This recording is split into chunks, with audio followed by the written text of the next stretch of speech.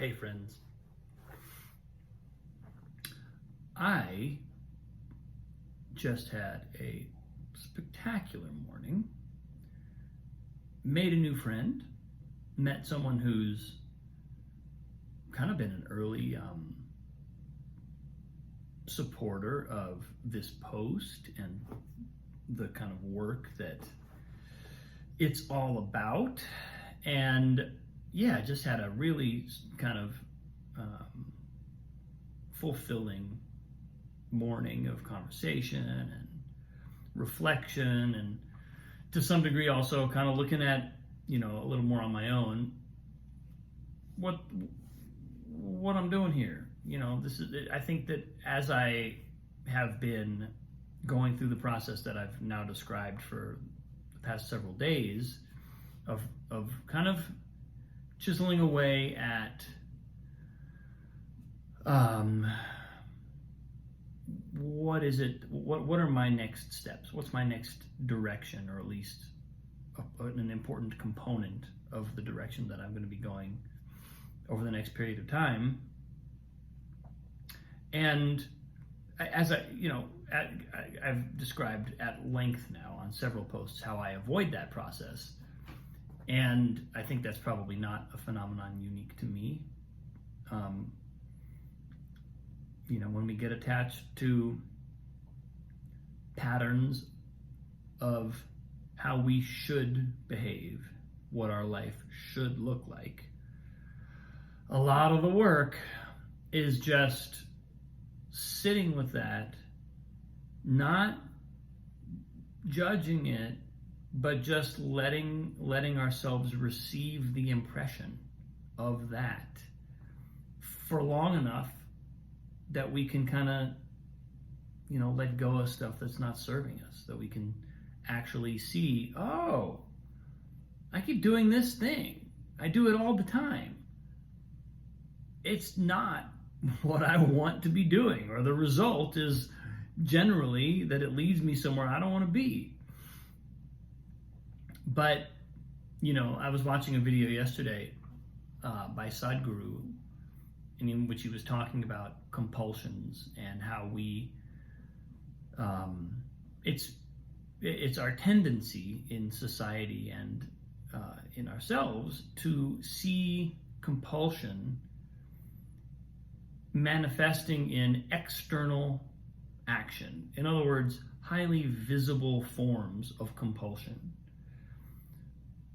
Addiction to drugs, addiction to food, addiction to sex, addiction to whatever, addiction to media, video games, right? There's any number of different ways that we can witness behavior that's clearly addictive and compulsive. But compulsion really operates all the way up and all the way down the spectrum of subtlety in terms of our experience. Compulsion happens on the level of thought. Compulsion happens on the level of biology. Compulsion happens on the level of our energy. And a lot of times, we want that. Our body, our organs, are a form of karma. They're a form of memory. Our organs are operating in our bodies because of evolutionary memory, genetic memory.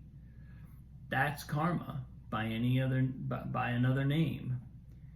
And so all that is to say, witnessing compulsion in myself it's kind of an endless, it's kind of like looking into a kaleidoscope. It's an endlessly changing, endlessly new manifestations of that underlying movement, that underlying gesture. But for me to be making a decision, here's where I'm going, this is something that's important to me, puts me right up against a lot of those programs, a lot of those habits and patterns.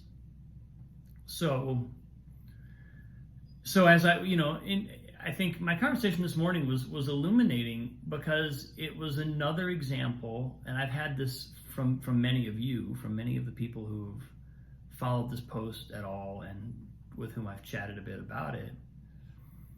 There's a sense that what I'm doing is kind of most fundamentally a process of self-inquiry. And self-inquiry, can I say this word? Inquiry, self-inquiry is a process that we can really only do for ourselves, right? I mean, I've been around some truly masterful teachers of spiritual practice and self-investigation who have kind of shared and modeled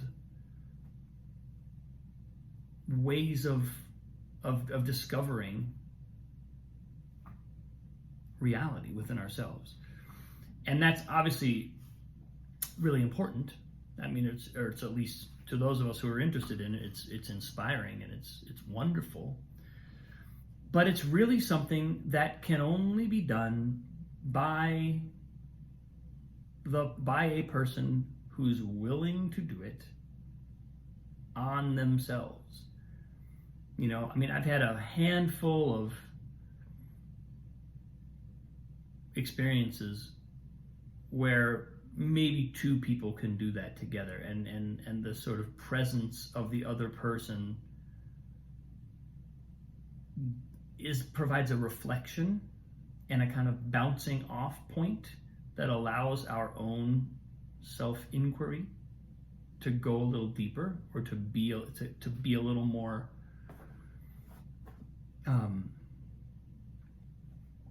structured. But basically we do this we do this for ourselves and as ourselves. And the feedback that I've gotten now a number of times is that that's what's inspiring about this post. That's what some of you are saying. That's what I receive. I receive a moment in my day when I witness someone undergoing that process, and maybe the issue that I'm wrestling with is totally different than what you might be wrestling with, and our lives might look completely different in every kind of tangible aspect, but there's a process happening, and there's an orientation to life that's taking place. And as I sort of got into yesterday a little bit, that's really kind of universal. So this highly subjective and totally, in some ways, personal process of self-reflection is ultimately completely universal, not personal at all, because the consciousness performing this action within me is completely impersonal. So it's like this weird duality that shows up for me in this, where it's like watching one person, like when I sit and watch Sadhguru talk about certain aspects of his spiritual practice and aspects of his perspective on reality, it's like they immediately create a wave in me. I immediately become infused with that understanding. And I'm sure that what I'm seeing in my mind's eye is probably slightly different than what he's seeing in his mind's eye. He's got a completely different cultural background and personal background than I do. Hardly a single thing is shared, other than a fascination with deep inner work and a kind of enthusiasm for for looking closely at life. And so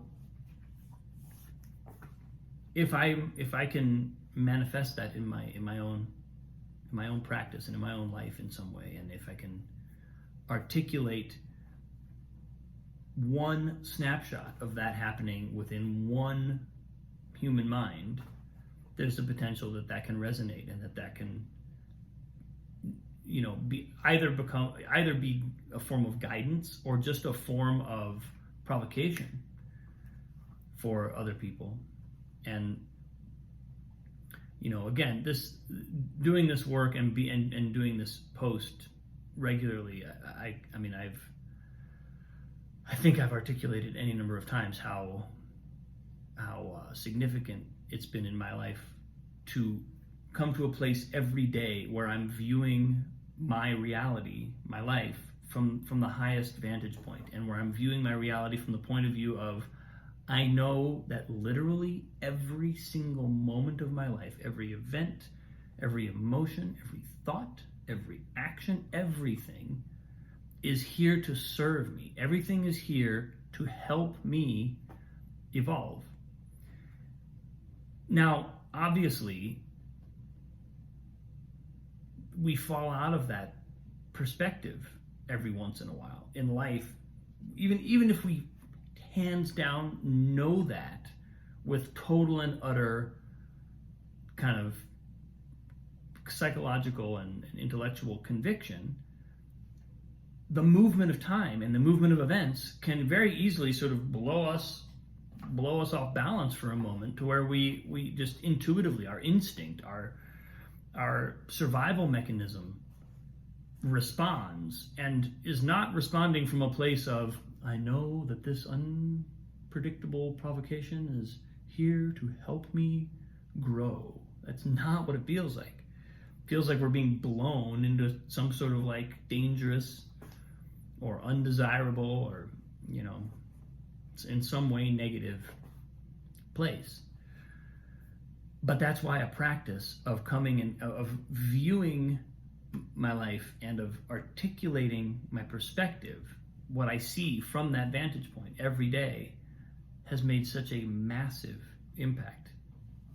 And what I keep hearing whenever I speak to anyone about it is that a version of that happens for you too. And that's very moving for me, and it's affirming, because it's precisely what I would hope would be the case. But it's also,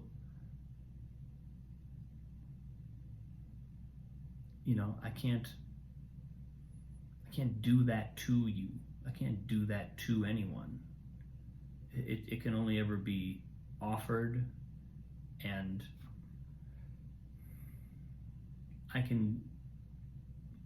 it is in a way, and I think this is where, where a kind of community comes in, is in a way, when we do this work from a genuine place, it really is a gift. There really is a giving of something that's taking place in such a way that the giver is the first recipient of the gift, and then because we give ourselves this gift, it also, like, the cup overflows, and it also, it becomes a gift for others as well. There's no martyrdom in this. There's no self-sacrifice. It's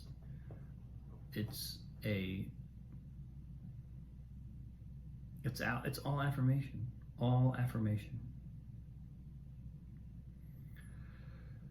So yeah, it's been an interesting day. Really beautiful, some really beautiful stuff to receive, and some really interesting food for thought as I continue to refine and clarify where this is all going.